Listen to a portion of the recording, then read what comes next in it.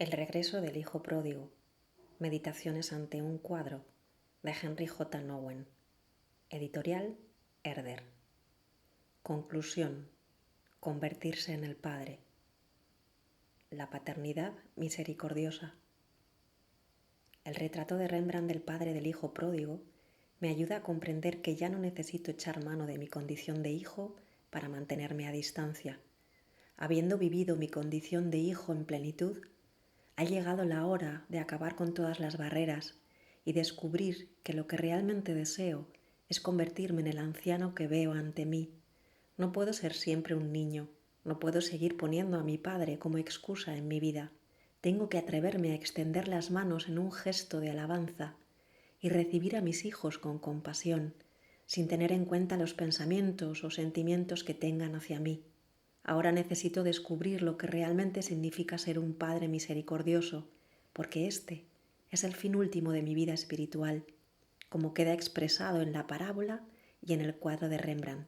Primero debo tener en cuenta el contexto en que Jesús contó la historia del hombre que tenía 2 hijos. Lucas escribe: todos los publicanos y pecadores se acercaban a Jesús para oírlo.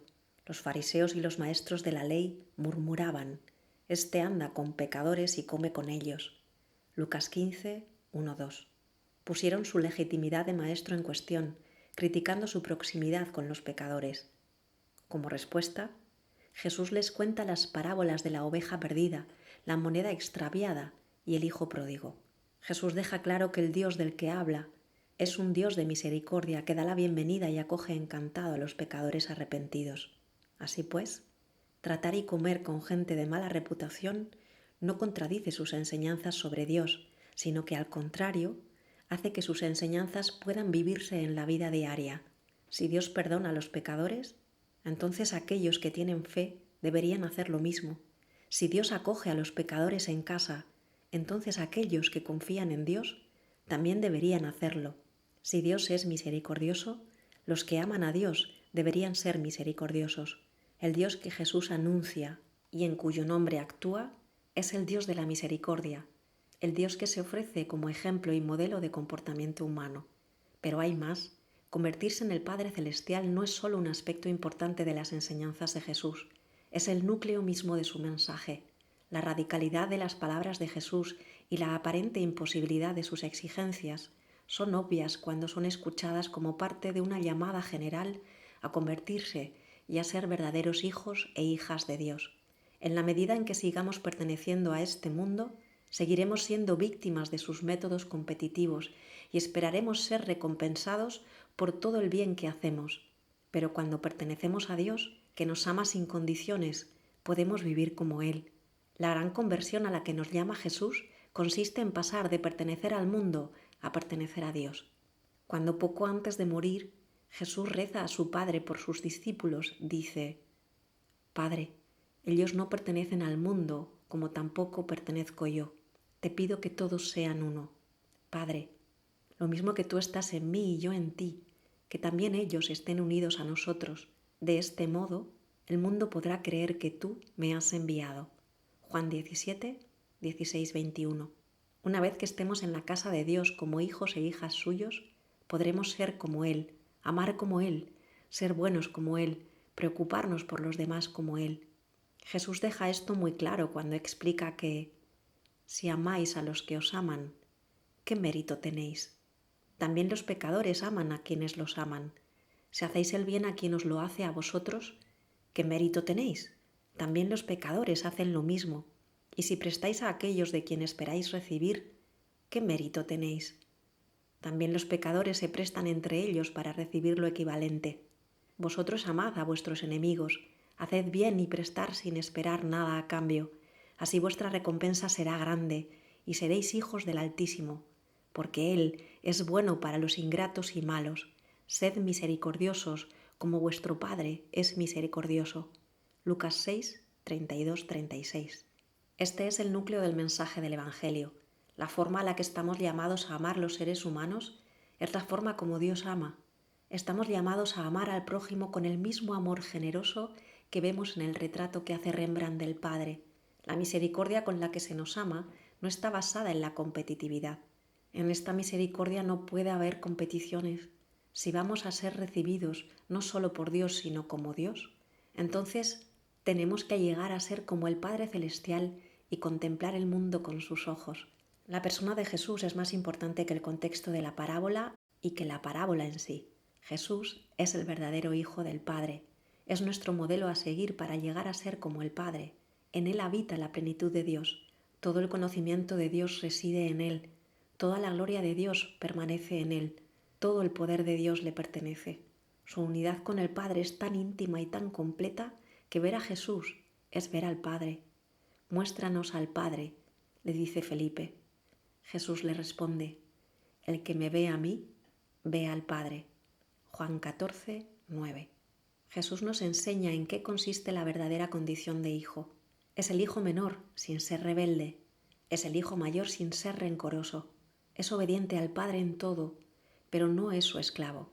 Escucha todo lo que le dice el Padre, pero esto no le convierte en su criado. Hace todo lo que le dice el Padre que haga, pero es completamente libre. Lo da todo y lo recibe todo. Dice abiertamente, yo os aseguro que el Hijo no puede hacer nada por su cuenta. Él hace únicamente lo que ve hacer al Padre. Lo que hace el Padre, eso hace también el Hijo. Pues el Padre ama al Hijo y le manifiesta todas sus obras, y le manifestará todavía cosas mayores, de modo que vosotros mismos quedaréis maravillados. Porque así como el Padre resucita a los muertos, dándoles la vida, así también el Hijo da la vida a los que quiere. El Padre no juzga a nadie, sino que le ha dado al Hijo todo el poder de juzgar, y quiere que todos den al Hijo el mismo honor que dan al Padre. Juan 5, 19, 23. Esta es la condición divina de Hijo, la condición a la que estoy llamado. El misterio de la redención consiste en que el Hijo de Dios se hizo carne para que todos los hijos perdidos pudieran llegar a ser hijos e hijas como lo es Jesús. Desde esta perspectiva, la historia del Hijo pródigo adquiere una nueva dimensión. Jesús, el amado del Padre, abandona la casa de su Padre para acabar con los pecados de los hijos caprichosos y devolverlos a casa. Pero hasta su marcha permanece cerca del Padre, le obedece y ofrece curación a sus hermanos y hermanas resentidos. Así, por mí, Jesús se convierte en el hijo menor y en el hijo mayor para enseñarme cómo convertirme en el Padre. A través de él puedo volver a ser un verdadero hijo otra vez, y como verdadero hijo puedo llegar a ser misericordioso como lo es nuestro Padre Celestial. A medida que pasan los años, voy viendo lo difícil, desafiante y a la vez satisfactorio que es crecer hacia una paternidad espiritual. El cuadro de Rembrandt excluye cualquier idea que pudiera hacer pensar que esto tenga algo que ver con el poder, la influencia o el control.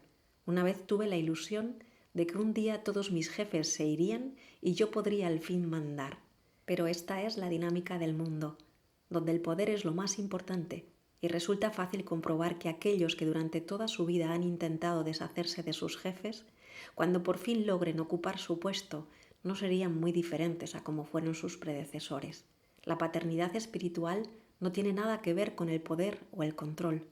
Es una paternidad de misericordia, y para comprenderlo en profundidad, tengo que seguir mirando cómo abraza el Padre a su Hijo. Continuamente me encuentro luchando para conseguir poder a pesar de mis mejores intenciones. Cuando doy algún consejo, quiero saber si se ha seguido. Cuando ofrezco mi ayuda, quiero que me den las gracias. Cuando presto dinero, quiero que se utilice a mi manera. Cuando hago algo bien, quiero que se me recuerde.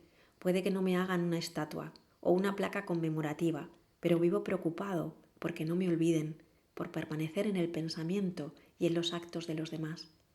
Sin embargo, el padre del hijo pródigo no vive preocupado por sí mismo. Su vida, llena de tantos sufrimientos, le ha hecho un hombre que no siente ningún deseo de controlar. Sus hijos son su única preocupación. Quiere darse a ellos completamente y por ellos renuncia a todo lo demás. ¿Soy yo capaz de dar sin pedir nada a cambio, amar sin poner condiciones a mi amor? Cuando considero mi necesidad de que se me reconozca y de que se me aprecie, me doy cuenta de que tengo que librar una dura batalla. Pero también estoy convencido de que cada vez que consigo vencer esta necesidad y actúo libremente, puedo confiar en que mi vida puede dar los frutos del Espíritu de Dios. ¿Hay algún camino para llegar a la paternidad espiritual? ¿O estoy condenado a seguir tan atrapado en mi necesidad de encontrar un lugar en el mundo que acabaré utilizando una y otra vez la autoridad del poder en vez de la autoridad de la misericordia? ¿Acaso el sentido de la competencia me ha invadido hasta el punto que veré a mis propios hijos como rivales? Si realmente Jesús me llama para ser misericordioso como su Padre Celestial es misericordioso, y si Jesús se ofrece a sí mismo como el camino para llevar una vida misericordiosa, entonces yo no puedo seguir actuando como si la competencia fuera la última palabra. Tengo que confiar en que soy capaz de convertirme en el padre que estoy llamado a ser.